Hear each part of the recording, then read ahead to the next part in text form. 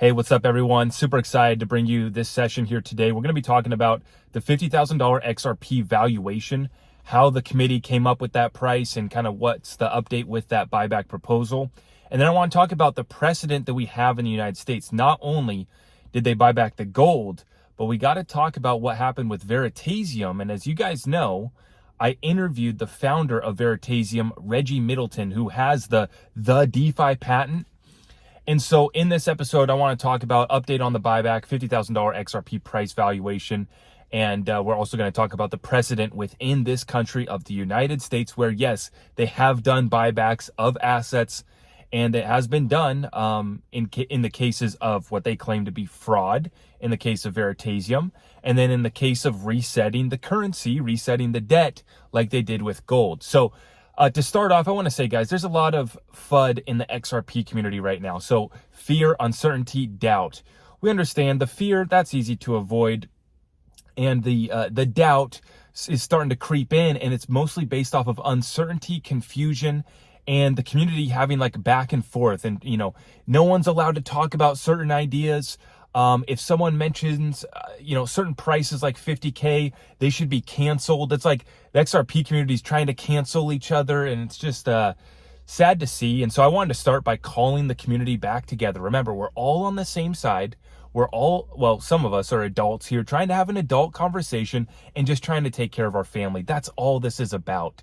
We're not saying that today's XRP is absolutely worth $50,000 and that the Federal Reserve is going to cut us a check tomorrow and we're going to be able to pass on generational wealth and hang out on the yacht for the rest of our lives. That's not where we're at. That is not where we're at. That's not the reality, but we're in the middle of a legal political battle. And then we also have the currency, debt, and liquidity crisis underway that I keep on mentioning. So the environment, the stage has been set. The community needs to come together and understand that even if we're only 10% right about XRP, I mean, just getting out of this lawsuit and allowing XRP to be relisted and allowing the utility to kind of flourish, and the banks and financial institutions that have already partnered up with Ripple, allowing them to start using XRP after clarity is going to take us to a very fun spot. It's a life-changing opportunity, even if we're only 10% right about all these crazy theories and speculation with XRP. So I wanted to start out by just calling the community to come together. You know, I love and respect most of these people, but I will say, I'm not really here to make friends in the XRP community. I'm here to take advantage of the greatest transfer of wealth in world history, communicate to my audience. And there are quite a few in the community that I do respect, but I just don't care to be associated with the nonsense. I don't care to be associated with the drama.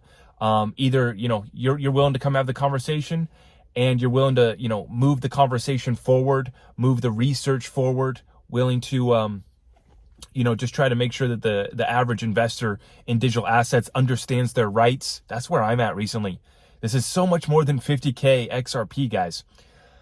But speaking of 50K, so the committee that's working on the valuation is a subcommittee of the confidential committee, which is not really confidential, but whatever. So, the committee is working on the $50,000 valuation is, the price that's been thrown out so far.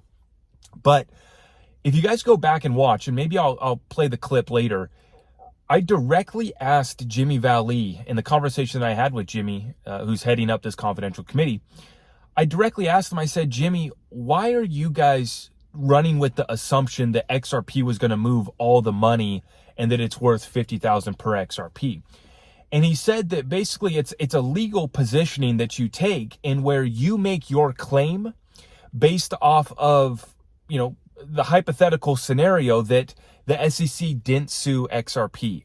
Ripple did create XRP to be a world reserve currency as liquid as a G10 currency. And we're going to assume in that scenario that the Federal Reserve, that the Treasury have adopted XRP as a reserve currency. We're going to assume that the IMF is going to use XRP as an ESDR.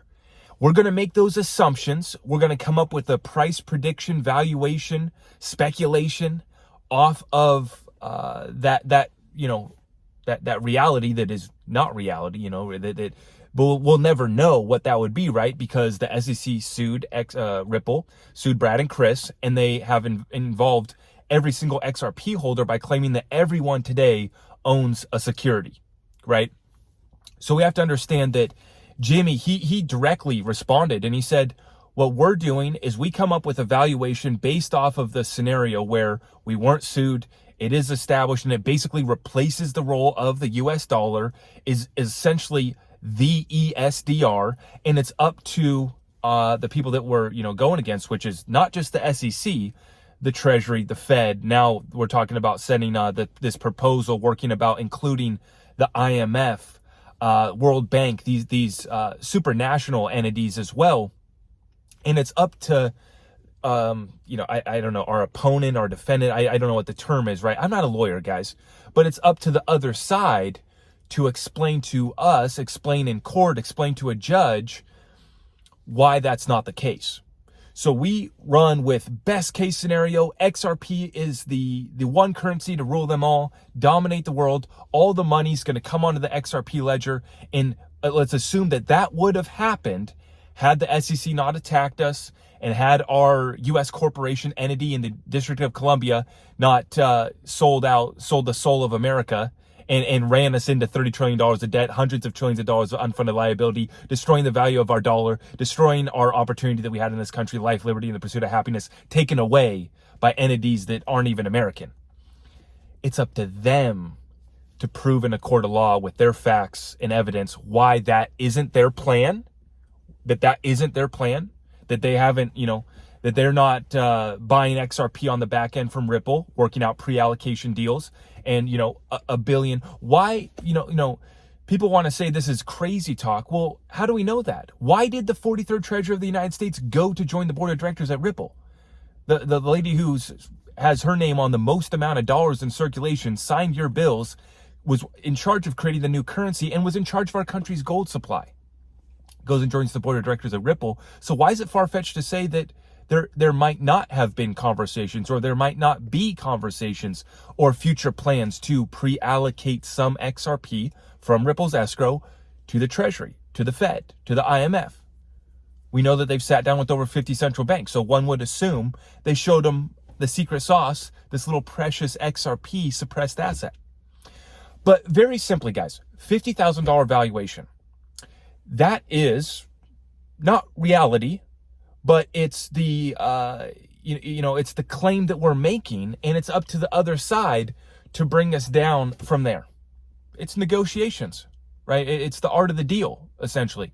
And it's up to them. They come back and they're going to say that XRP is only worth a few bucks, or you guys would say that XRP is only worth 35 cents because that's what it's being traded on the public market, on the public exchanges. That's fine and dandy, guys. But we have to understand why we are making these claims, right? Why we're making our claim that XRP could solve the debt, currency, and the liquidity crisis. I believe that it is the best solution that exists today for solving the debt, currency, and liquidity crisis. So it's up to the other side to prove to us why that's not the case and why they don't have plans. And I'm not just saying this as an XRP holder because I have my incentive of my little XRP bag. I'm saying this as an American. We're bust, we're bankrupt, and they got us on the road to third world country status. So as an American, I want to see our Treasury take back the reins, the monetary control, the purse strings, the currency controls, and our Congress, the show that's going on in Congress right now, obviously, right? We need to get something done. So that's where we're at. And that explains the $50,000 XRP price valuation is kind of that best case scenario. Prove to us why that isn't the plan and why that wouldn't have happened if you guys wouldn't have filed this lawsuit against Ripple, Brad, Chris, and deemed this asset a security that apparently we shouldn't be able to own, potentially, right? Now, I wanted to talk about the two precedents that we also have. So we know that they bought back gold. Everyone's kind of been talking about that. Everyone understands that. And basically, you just have people that don't believe that XRP would ever be used to solve the debt currency crisis, that there's no plans to replace the dollar with XRP. And I would agree, right? I don't think that the plan is to make the United States dollar XRP. right? I would love to see the CBDC put on the XRP ledger or built on top of the XRP ledger. Once again, that's just my hope as an American. But, you know, we know that they are working on a CBDC pilot, and we don't know that Ripple is part of that digital dollar project. But understand this, that we do have precedent when they are trying to reset the debt and the currency on what they will do. And they bought back the gold in the 1930s at a lower price, and then they set it at a higher price. Okay, great. We all know that. We also have this Veritasium case, guys. So I interviewed Reggie Middleton, the founder of Veritasium, and he was the one who came up with this Veritasium and the DeFi patent that he filed. And he's now suing Coinbase, and he's also got a lawsuit against Circle, where they're claiming that Circle and Coinbase are both infringing upon his patents. So, but remember what happened here. They filed a lawsuit against him for fraud. He raised about $14 million in the ICO, ended up settling for like over $8 million. And the SEC actually set up a fund. And I pulled this up because it's very interesting. Now, this case is about fraud, right? They claim that, and they settled up. I mean, he never claimed, or he never admitted, right? He just did a settlement. So, you know, whether you think that Reggie Middleton committed fraud or not, that's a different conversation, right? I had a great conversation with Reggie, and I don't think that he was out to defraud his investors. I think he's a pretty legit guy, actually building, you know, solid technology. And I think that he has a reasonable claim that he's making. But it's so interesting what they did. The SEC bought back like over 90% of the tokens. They took them, and then they actually did a distribution.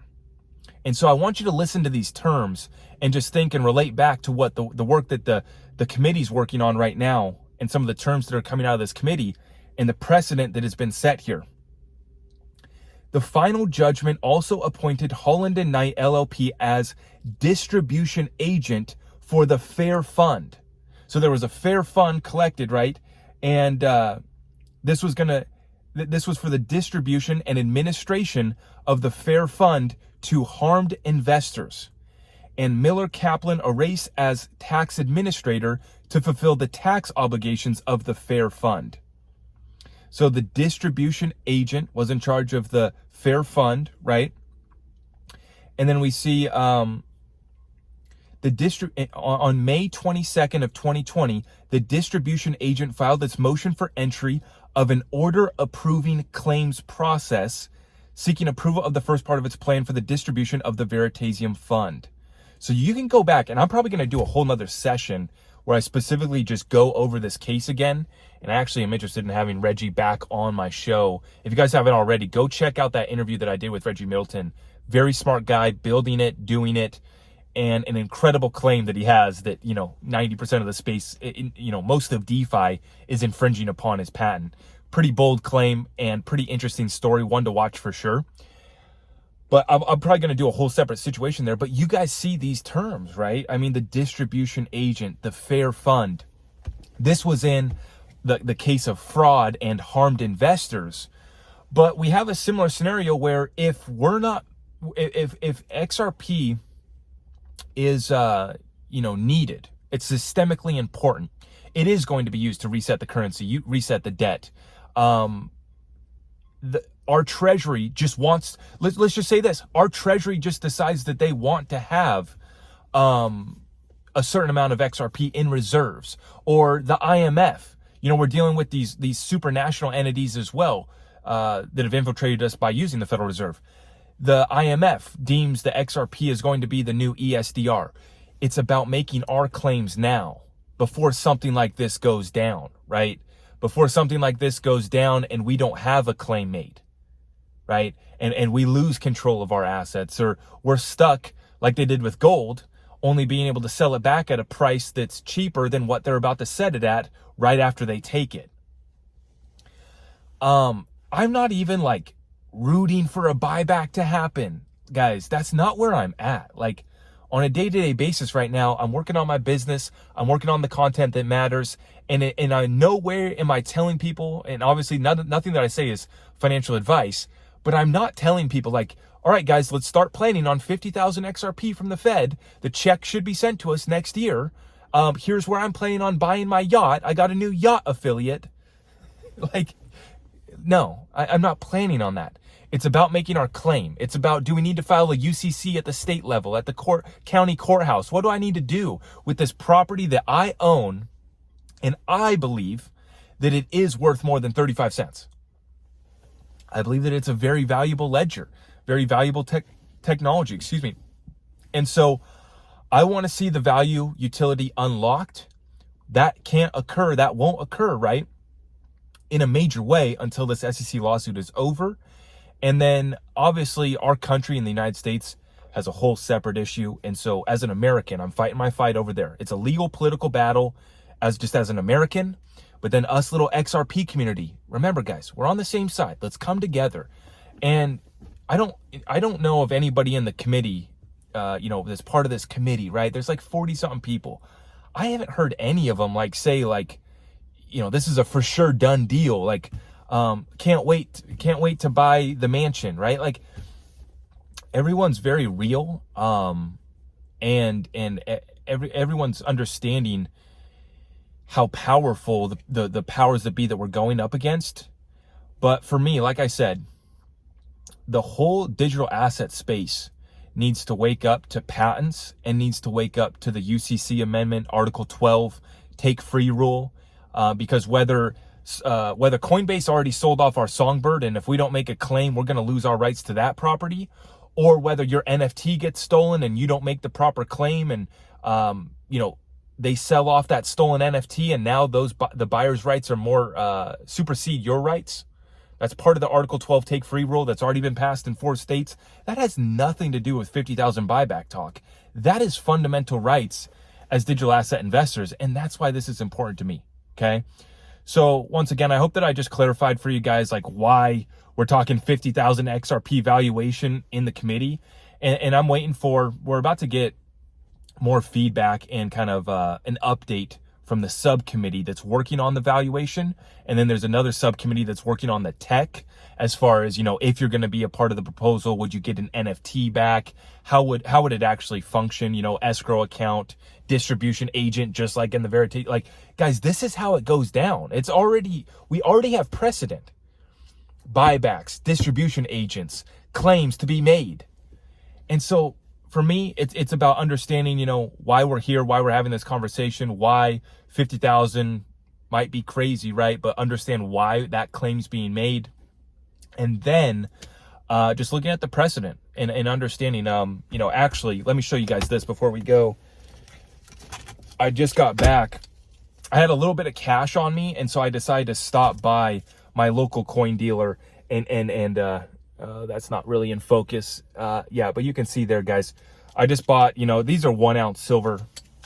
I'm just going to continue to stack these suppressed assets, and I'm trying to cover my bases, because I don't, like I continue to say with the political theater, neither side of the aisle cares about you. I understand the Federal Reserve doesn't care about me. I'm not waiting for the Federal Reserve to take care of me, cut me a check for my XRP. I'm not waiting for any of that to play out. And like I said, even if we're 90% wrong with our XRP, theories, we still get rich. We still have a life-changing opportunity, right? So in the meantime, I'm just going to continue to, stack it up. Silver, other suppressed assets like XRP, XLM, XDC have been my most recent buys. And I'm going to keep you guys fully updated on my moves and how I'm navigating this crisis the whole way through. But, for the XRP community, let's come together, guys. Let's come together. Let's have an adult conversation. Let's get a deal done. Let's make a proposal. Let's come up with solutions. Let's talk about solutions. If you're not in the United States, join the conversation, because you're in the same battle. It's the same supranational entities that have infiltrated your country as well. So join the fight. Let's get together. 2023 is set to be a massive year. I'm excited for it. And I appreciate all of you guys so much. All of my links are down below. Head on over to my website. Get in touch. I appreciate you guys so much. Okay. God bless you all. We'll see you in the next one.